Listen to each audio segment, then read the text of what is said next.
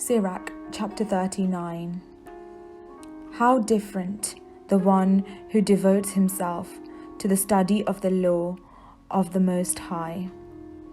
He seeks out the wisdom of all the ancients and is concerned with prophecies.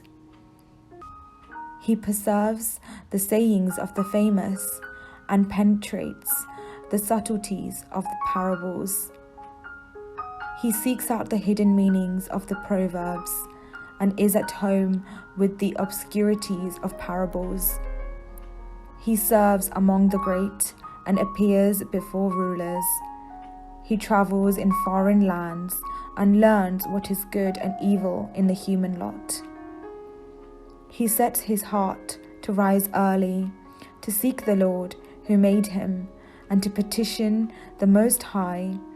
He opens his mouth in prayer and asks pardon for his sins. If the great Lord is willing, he will be filled with the spirit of understanding. He will pour forth words of wisdom of his own and give thanks to the Lord in prayer. The Lord will direct his counsel and knowledge as he meditates on his mysteries.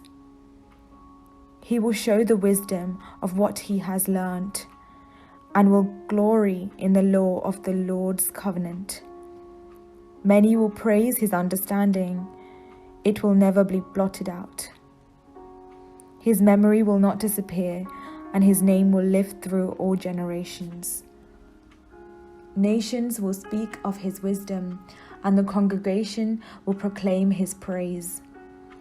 If he lives long, he will leave a name greater than 1,000. And if he goes to the rest, it is enough for him. I have more on my mind to express. I am full like the full moon. Listen to me, my faithful children, and blossom like a rose growing by a stream of water. Send out fragrance like incense, and put forth blossoms like a lily. Scatter the fragrance and sing a hymn of praise. Bless the Lord for all his works. Ascribe majesty to his name, and give thanks to him with praise, with songs on your lips and with harps.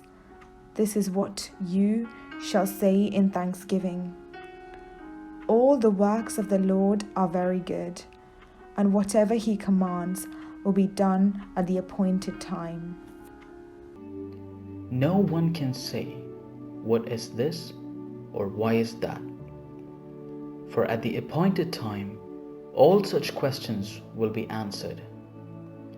At his word, the waters stood in a heap, and the reservoirs of water at the word of his mouth.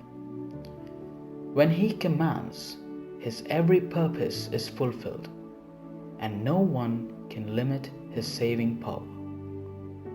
The works of all are before him, and nothing can be hidden from his eyes.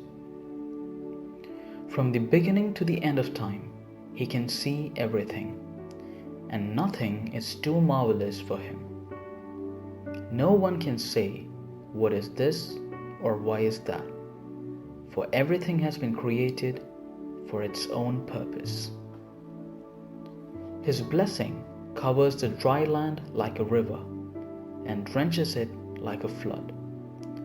But his wrath drives out the nations as when he turned a watered land into salt. To the faithful his ways are straight, but full of pitfalls were the wicked. From the beginning good things were created for the good, but for sinners, good things and bad. The basic necessities of human life are water and fire, and iron and salt, and wheat flour and milk and honey, the blood of the grape, and oil and clothing. All these are good for the godly, but for sinners they turn into evils. There are winds created for vengeance, and in their anger they can dislodge mountains. On the day of reckoning, they will pour out their strength and calm the anger of their Maker. Fire and hail, and famine and pestilence, all these have been created for vengeance. The fangs of wild animals and scorpions and vipers, and the sword that punishes the ungodly with destruction.